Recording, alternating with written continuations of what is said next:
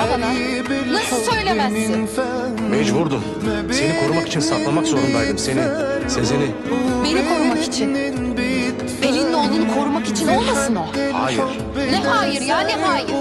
O zaman söyleseydin, ihbar etseydin. O zaman Sezen de yanardı. Sezen yandı zaten. Gel buraya. Onu al. Git buradan. Birazdan çok kötü şeyler olacak. Sen benim ne yapacağımı karar veremezsin ya. Anneyim ben, anne. İçerideki benim kızım. Aydan.